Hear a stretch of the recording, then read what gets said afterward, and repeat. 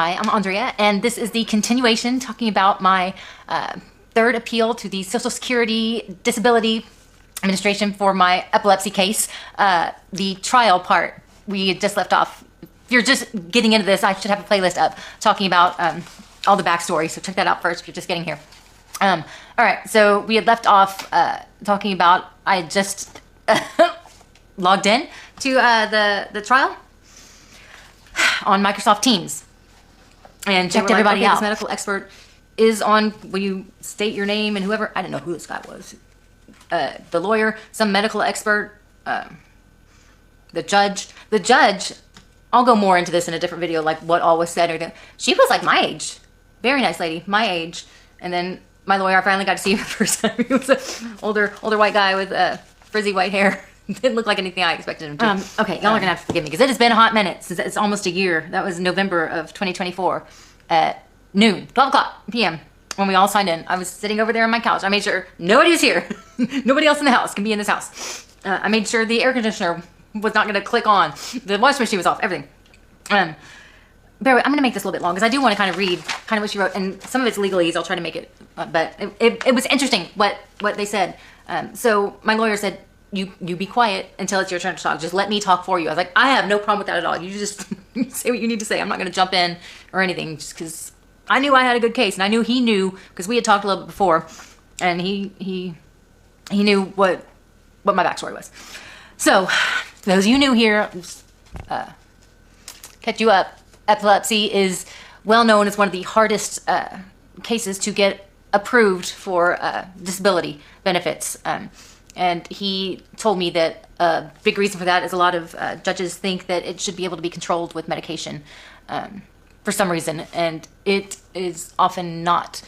There's plenty of reasons why it can't be. I've mentioned before, I've tried 10 different epilepsy medications. 7 of those I had allergic reaction to, and I still am not controlled by it. I'm still having seizures actively. I can't have surgery because of where it's placed, so I'm just, living with it. And there's very, very strict parameters of what kind of seizures you have to have and how often you have to have it to be able to qualify to not be able to work, which is ridiculous because I tried to go back to work twice and I had seizures on the retail floor. I'm a retail manager. That's what I've always been since I was 18. So yeah, I tried to go back to work and I actually had seizures. So it's like ridiculous, but anyway, I guess some people tried to, people always try to abuse the system or whatever, and they're just very cognizant of that and try to not let people get over. Anyway, trial starts. I mentioned before, the judge was a lady who was, I think she's about my age, in her 40s. Very, very nice. She had a nice, sweet voice, was professional, but like a warm smile, welcoming. And I was like, what is happening? Did I just luck out with this really nice lady? So it was her, some medical expert. I have no idea. I don't really remember. My lawyer, the other, I don't remember who else. Sorry, again, short-term memory is a symptom of epilepsy, and girl, I got it. Whatever. So they start going through some of my medical records. My lawyer makes the case for me, lays out that I've had a 5-day hospital stay where they did an EEG on me, and I had 3 tonic-clonics in there, reported, talked about all my medications I've tried, goes through the whole rigmarole, and medical doctors weigh in, all this kind of stuff. And she's just, patiently listening. And then near the end, she looks to me. She's like, okay, Mrs. White, is there anything you'd like to say? The floor is yours. And basically, she lets me talk with no interruptions. Like, lets me talk as long as I want. And I stumble a little bit, and I try not to get choked up. But basically, I just state, I know what I've said to you guys on here. I say, since, because the whole focus of this, I have to talk about work, is that I can't, why I'm unable to work, why I can't provide for myself. And the whole point of this thing is that I've only worked retail since I'm 18. I didn't go to college because when I tried to go to college, I tried, a couple semesters, and they said, my manager said, if you have open availability, we can promote you. But if you keep trying to go to college, all this stuff, we can't. And I was like, well, I don't have to go into student loan debt, and I keep getting raises. That's all you have to say. So, I just kept, getting promotions and making more money doing that. So that's all I've known. And so, they would often try and say, well, isn't there anything else you can do? Isn't all this other stuff?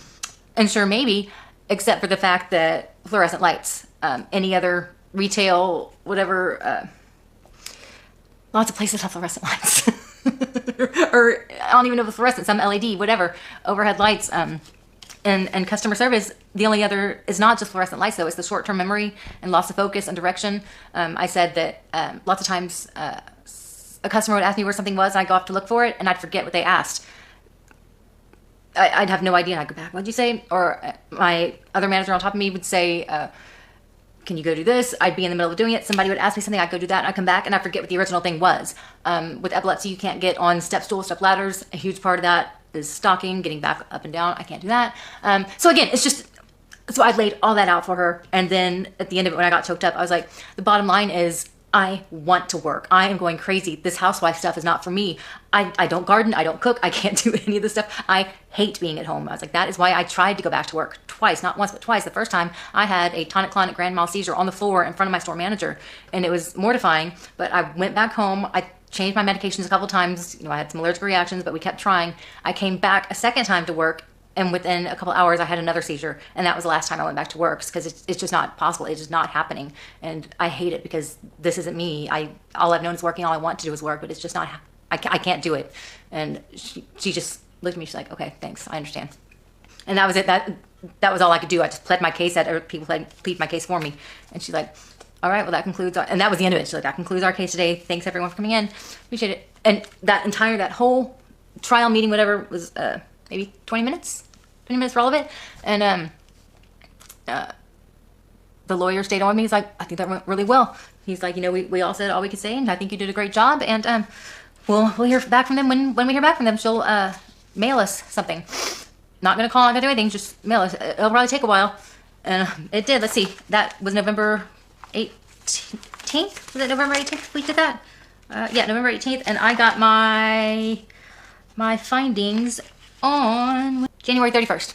So it wasn't that long. I did get approved. I was gonna wait and see if I showed you. It's very interesting, all that she described. Part of it, when I first started reading it, sounded like she wasn't going to approve. Because it was a little bit of back and forth. Like she's like, well, this doesn't quite meet the requirements of what I need to approve it for. But this and this and this does sound like extenuating circumstances. So yeah, I'll go ahead. But in the next video, I'll go into more detail on why she did approve. And then we'll get into the monetary findings and what has happened since then and how it has all worked out for the best and gotten so much better since then. So stay tuned for that. And yay! I was so glad it finally worked. It took a lot of time and a lot of paperwork and waiting, but very happy that it worked out for us. So make sure to like, comment, subscribe, and I will see you guys next time. Thanks. Bye.